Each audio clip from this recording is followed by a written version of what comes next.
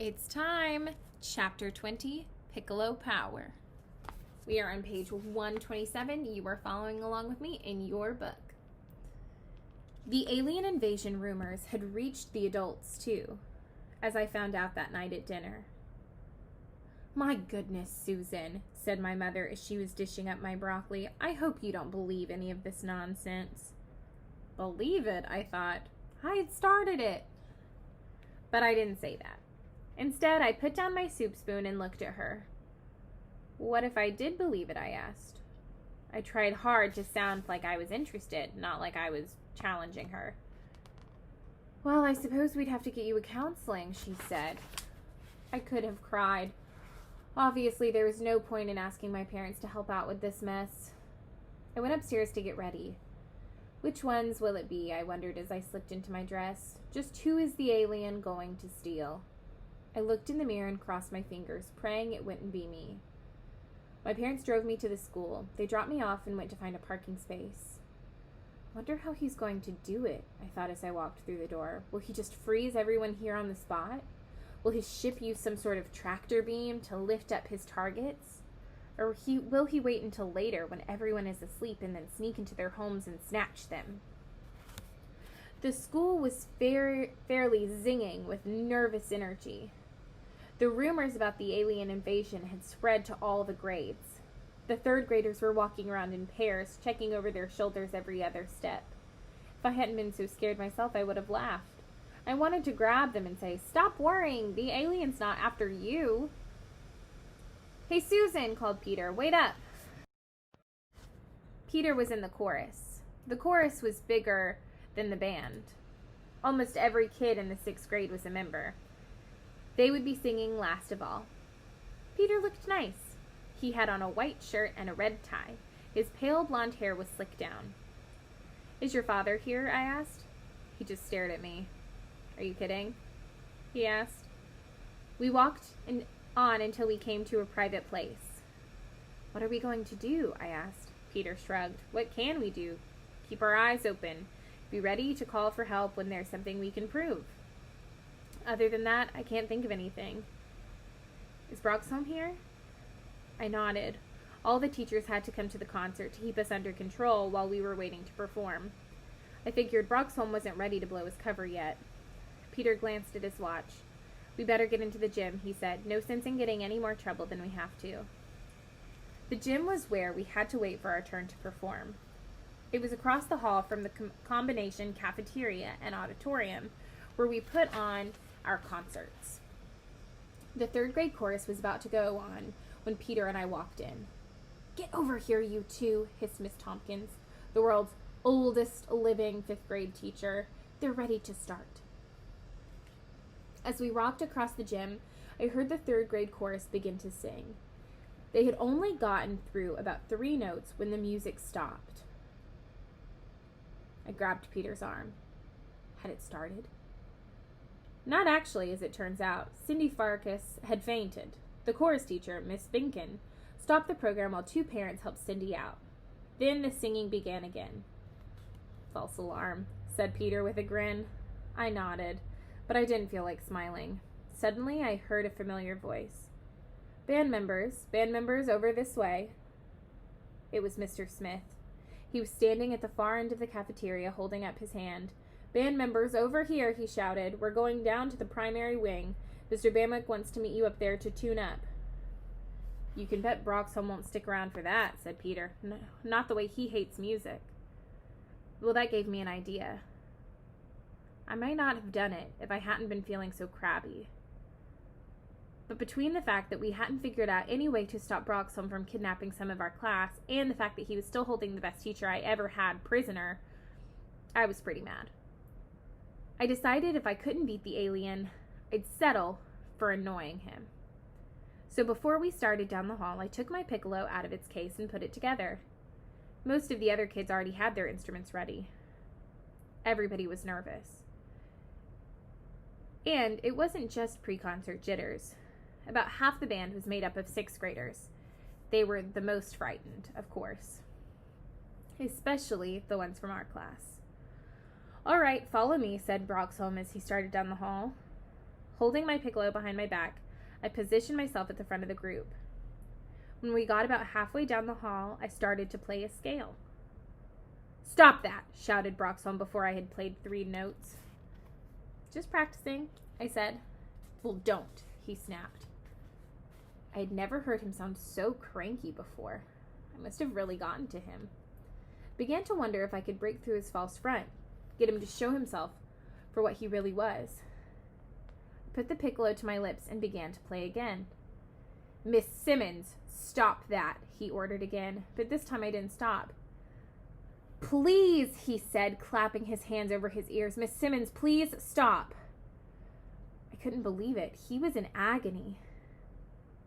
I began to play louder. "Susan!" he howled, bending over. "Stop!" I took the piccolo away from my lips just for an instant. "Not on your life, Broxholm." Then I started to play again, the best piccolo music I knew, the solo from Stars and Stripes Forever. "Stop it," shouted Broxholm, stumbling in the hall ahead of me. "Stop, stop, stop." "Help me, you guys," I said. That was a big mistake. As soon as I took a pause from playing, Broxholm spun around and snatched my piccolo, but I pulled it back to safety before he could tear it from my hands. "Take this, you alien creep," I cried, and then I trilled him with a high C. He backed away, holding his hands to his ears. I went back to the Stars and Stripes, starting from at the beginning. I heard Mike Ferran join me on his saxophone. Then Billy Gooch brought in on the trumpet. We advanced on Broxholm, playing for all we were worth. He retreated down the hall, his handsome face twisted with pain. Now the clarinets were coming in, and the rest of the trumpets, and then came the drums, and finally, deep and low and powerful, the sousaphone. We sounded fantastic. Mr. Bamwick came running out of the room where he'd been waiting for us. "They're playing it!" he cried in joy. "They're playing it!" Now I heard Dr. Bleakman charging down the hall behind us. "What's going on out here?" he roared. "Smith! Bamwick! Can't you keep those kids under control?" "They're playing it!" cried Mr. Bamwick joyfully. 7 years I've been waiting for this." "Stop that!" roared Bleakman. "No!" cried Mr. Bamwick. "Don't stop now! Let me hear it!" We couldn't stop. We were on a roll. We had never sounded so good, and Broxholm was crumbling before us. "Stop!" he pleaded. "Stop! Stop!" Adults were crowding out of the auditorium and into the hall. "What's going on?" they shouted. "What's happening out here?" We reached the big finale. I played that trill like I had never played it before. We kept advancing on Broxholm. Soon, the new Kennetuck Falls Elementary School marching band had the alien cowering in a corner. "What do you want?" he pleaded. I didn't dare stop playing. I knew my piccolo was keeping him at bay, but Mike stepped in. "Take off your mask," he shouted. "Your mask!" cried the others. "Take off your mask!" "Anything," said Broxholm. "Just stop that noise." "First, your mask," cried the band. Even Dr. Bleakman could see that there was something weird about his favorite teacher now. He waited in silence. I played my trill again. Broxholm reached behind his head, began to peel off his face. Behind us, people started to scream. Someone cried, "What is it? What's happening?" "Oh my God," yelled someone else. "It's Mr. Smith. He's an alien." Chapter 21, Out of This World. I thought it was over, but I was wrong. Broxholm was still crouched against the wall, about 2 feet from the doors to the outside. The rest of us were about 10 feet away from him, staring in horror at his strange alien features. Suddenly, the door to the left of Broxholm opened. It was Peter. He must have run out the front doors and circled around. "Broxholm," he shouted, "this way, run!" The alien jumped to his feet and took off as if he had rocket-powered roller skates. As soon as he was through the door, Peter slammed it shut. The rest of us started to run too. Then Broxholm pulled something that looked like a thick pencil out of his pocket. He pointed at the doors and fried them shut. I started to tremble. He could have pointed that thing at me if he'd really wanted to. He probably could have melted my piccolo to my lips. Maybe Broxholm wasn't so bad after all, I thought, as I stood with my face pressed against the window, watching the alien and my best friend disappear into the night. My best friend, I thought in surprise. But I knew it was true. Peter was my best friend. and now he was gone. Someone had called the police. Pretty soon their cruisers came screeching up to the schoolyard. My mother was flapping her hands and worrying that I might have some alien disease. With all the yelling and shouting, it took the police a while to figure things out. But soon they put me in a patrol car and we hightailed it to Broxham's place. We were only a block from his house when he heard a roar following a high whine. Then this thing, this beautiful, huge, silvery sphere with a wheel of light spinning around it, lifted into the air ahead of us. "Stop the car," I said. I don't know why, but they did. Probably because the ship was so amazing. I pushed my way past the policeman on my right and stood in the road watching the ship rise on the column of purple light into the black night. "Goodbye, Peter," I whispered. "Have a good trip." I felt as if something hard had become stuck in my throat as I watched the ship soar higher and higher until it was lost among the twinkling of the stars. The police sealed off this house just in case there were aliens left inside. When they finally decided it was safe, I took them to see where Miss Swartz had been held prisoner. I was afraid Broxham might have taken her along, but when we climbed up into the attic, we found her sitting on the floor saying, "This is the worst headache I have ever had." "Miss Schwartz!" I cried.